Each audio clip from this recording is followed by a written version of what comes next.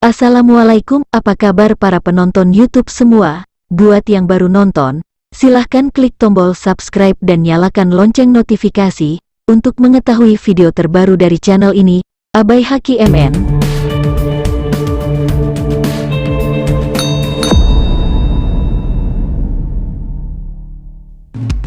Kali ini saya akan mencoba memasak martabak mie kornet, resep masakan dari aplikasi Yummy yang ada di Play Store. Seperti memasak biasanya, kita harus menyiapkan bahan-bahan yang kita butuhkan. Bahan-bahan yang kita harus siapkan: 1. 2 bungkus mie goreng instan, kita rebus mie-nya saja, lalu tiriskan. 2 butir telur ayam. 3 50 gram kornet. 4 3 batang daun bawang, dicincang halus. 5 2 siung bawang putih, diiris tipis. 6 4 buah bawang merah, diiris tipis. 7 4 buah cabai rawit iris. 8 setengah sendok teh penyedap jamur. 9 setengah sendok teh gula pasir. 10 minyak goreng. Tahap selanjutnya yaitu cara memasak bahan-bahan yang sudah kita siapkan.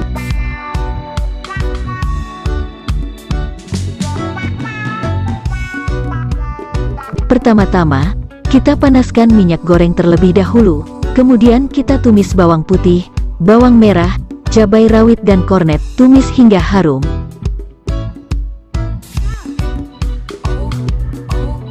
Setelah itu kita campurkan mie, telur, tumisan kornet, daun bawang, bumbu mie goreng instan, penyedap jamur dan gula pasir.